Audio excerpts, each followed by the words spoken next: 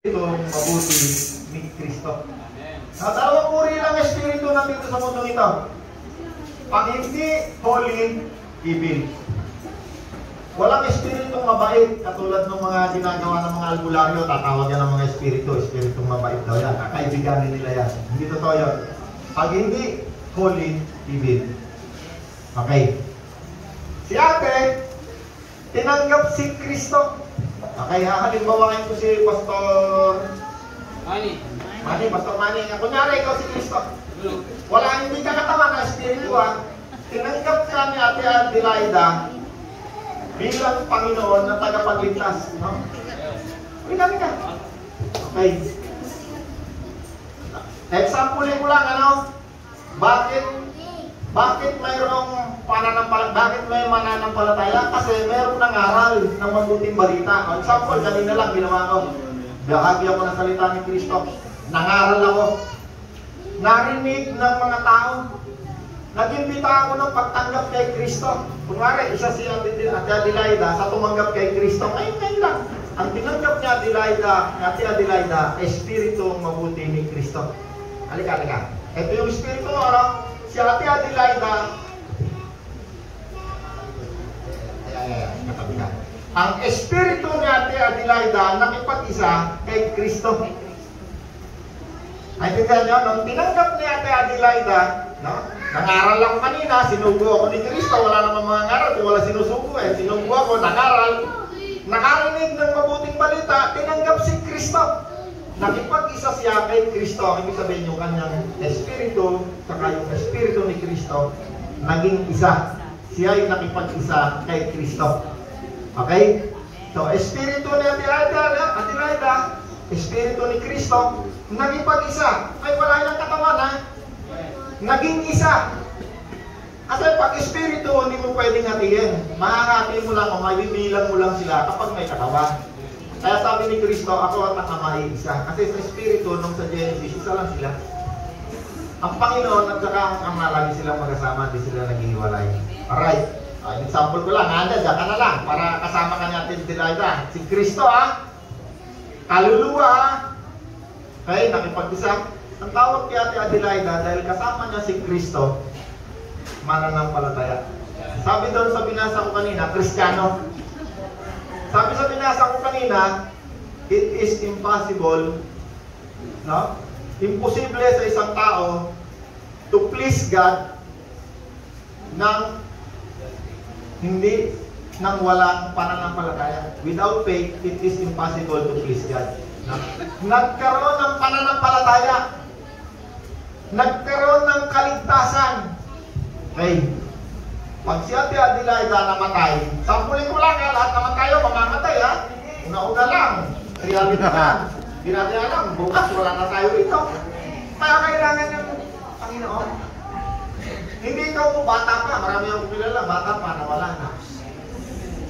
Namatay si Ate Adelaida, yung katawan ni Ate Adelaida, buburo natin yan, lilibing. Pagpigit ng mata ni Ate Adelaida, kung na-stroke man ko ano man ang uri ng namatayan, ang kanyang espiritu, kasama ng espiritu ni Kristo, kasama ng kanyang kaluluwa, saan pupunta?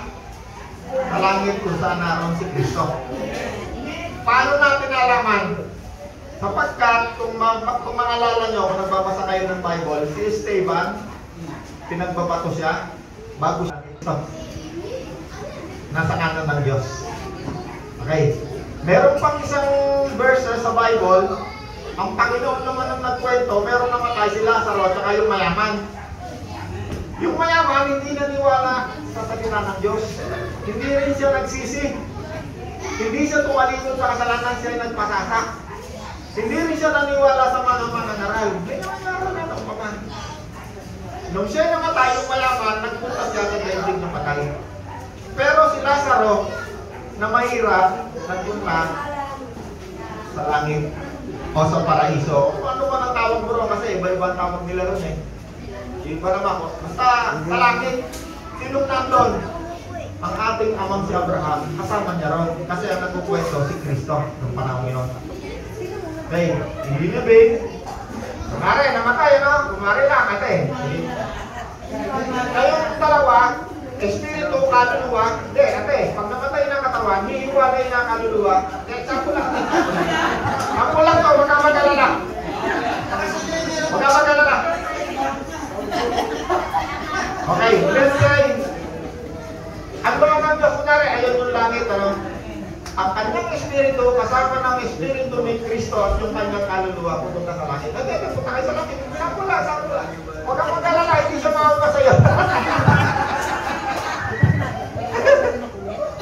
Kaluluwa, espiritu, doon ka sa langit.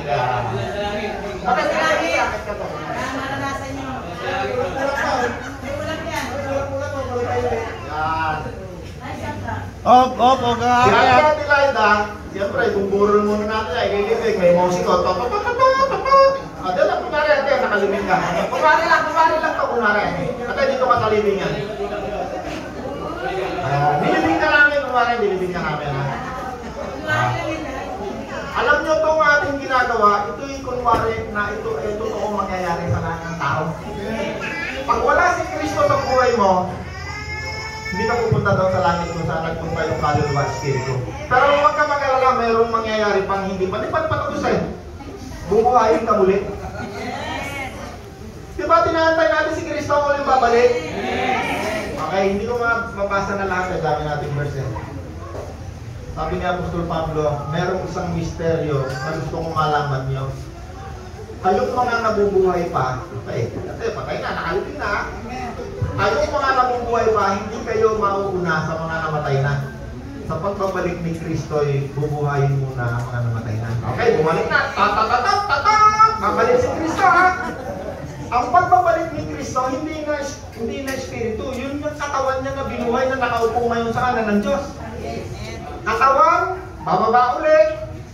Kasama yung kaluluwa, espiritu ni ate, kasama rin ang mga anghel. Bago yan tumapak sa lupa, bubuhayin muna yung katawan niya. Adelaida! Bumano ka! Balik ulit ron. Muli na buhay. Ano yung iba nalulungkot eh. Naku, ayaw ko mamatay. Mahirap kayo mamatay. Mahirap at nakakatakot mamatay kung wala si Kristo sa iyong buhay. Amen? Pero kung si Kristo yung kasama mo, ayoko lang magsalita ng diretsuhan eh. Baka umiyak ang asawa ko, malulungkot. Gusto ko nang pumunta ni Kristo. Bakit? Sa mundo nito, napakadaming dilubyo. Isa't isa problema, aliwat ka na problema. Ngayon ako, init-init sa mundong ito. Pagkasama mo si Kristo, gusto mo nang makita si Kristo ng mukhaan.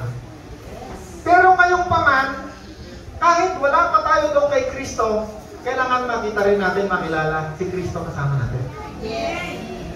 Kasama na natin ngayon si Kristo. Sino tumanggap kay Kristo? Taas ang kamay. Kasama na natin ngayon ang Espiritu Banal ni Kristo. Sige na po, Amen! Amen! Amen! Ganun nyo, ano? Meron tayong tayo.